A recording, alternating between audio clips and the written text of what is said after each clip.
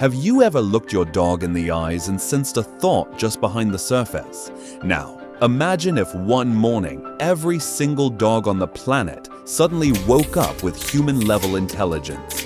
The world would never be the same. What follows isn't just chaos, but a revolution of our laws and our society. But here's the real twist. What if the most profound change they bring isn't a fight for power, but the solution to one of humanity's most crippling problems? How could a species guided by instinct suddenly hold the key to untangling our global economy? The answer reveals a different kind of brilliance, and it will change how you see man's best friend forever. So, what does day one actually look like? Forget a dramatic, booming voice from the heavens. The awakening would be quiet and deeply, deeply weird. It starts with a question that ripples across the globe in millions of households. Why is my dog acting so strange? A golden retriever in Ohio doesn't just refuse his breakfast. He meticulously arranges the kibble on the kitchen floor to spell out B-O-R-I-N-G. In Tokyo, a Shiba Inu calmly uses her owner's tablet, her paw tapping away, to delete all the pet-related game apps. It's a wave of coordinated, purposeful, and profoundly intelligent disobedience. They aren't just being naughty, they're making a statement. This initial phase isn't about aggression, it's about assessment. They are observing, learning, and testing the boundaries of our perception. For the first time, they are not just looking at us, they are studying us. The immediate result? Global confusion. Vets are overwhelmed. Social media explodes with videos of dogs manipulating smart devices, and a creeping sense of awe and fear grips humanity. We've been living with intelligent aliens all along. But this silent protest, this global act of canine defiance, immediately presents the next monumental hurdle. They have complex thoughts, desires, frustrations, but how on earth do they tell us?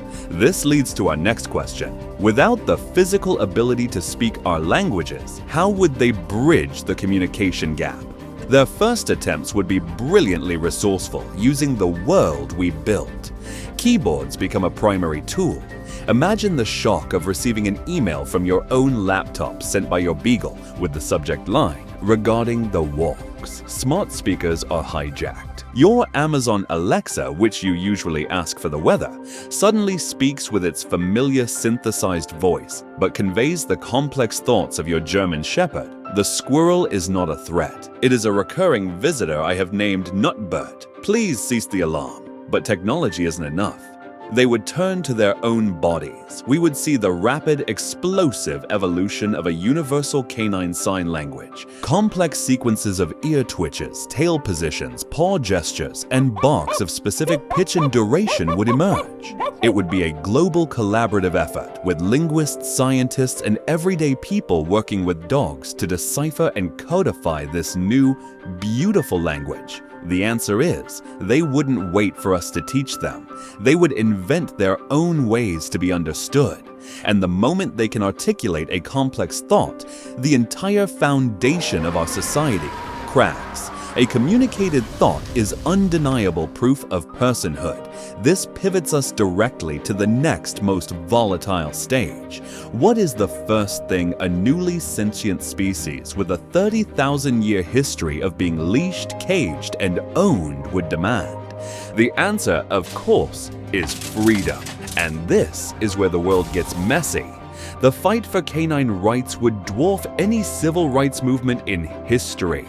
It would begin not with human activists, but with the dogs themselves. Imagine a silent, dignified protest. Thousands of dogs of every shape and size sitting patiently in front of the United Nations headquarters in New York, holding crudely drawn signs, perhaps a broken leash, in their mouths. The legal system would grind to a halt.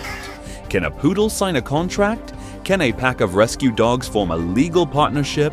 If a dog commits a crime, is it the dog who goes to court or its owner? Entirely new fields of law would have to be invented overnight. We would see the drafting of a canine charter of rights and freedoms, a document that would become the most important and contested piece of legislation in the 21st century. The immediate result is a world fractured between those who embrace this new reality and those who desperately cling to the old one. But ultimately, law follows awareness. The world would have no choice but to officially recognize them as the planet's second intelligent species. This legal recognition, however, opens a new door of possibilities and problems. With rights come ambitions. This launches our next question. What happens when this new intelligent species wants to participate in our world not just as inhabitants, but as contributors? What happens when your dog wants a job? Initially, it's a disaster for some sectors. The multi-billion-dollar pet industry collapses. Dog walkers, groomers, and traditional vets become obsolete.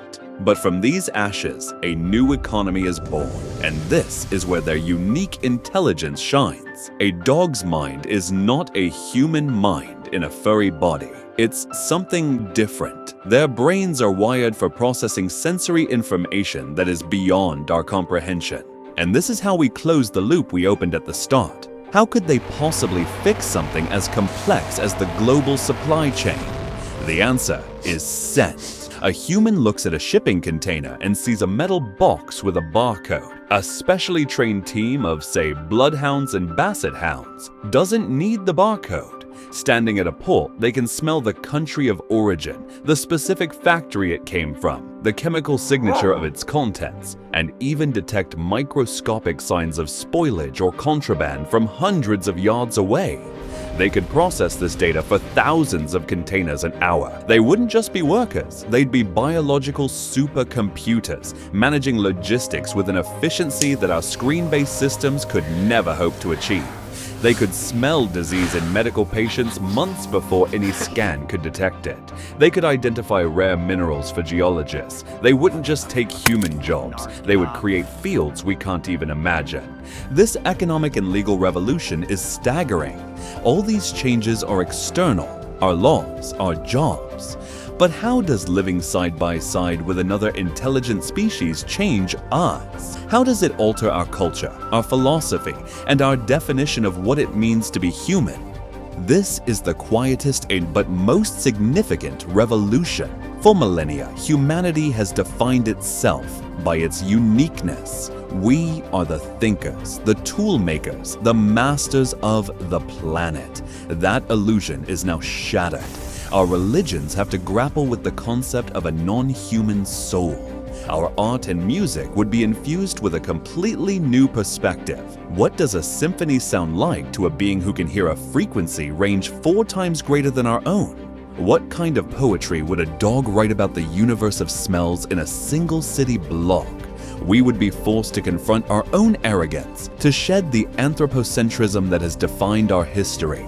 The phrase, "it's a dog's life," would flip from an insult to a statement of a different, equally valid way of experiencing existence.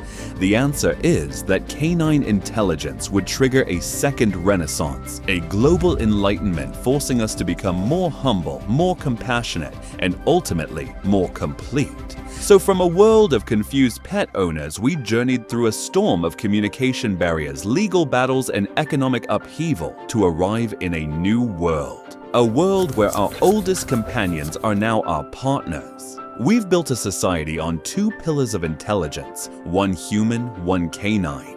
But this incredible story is far from over.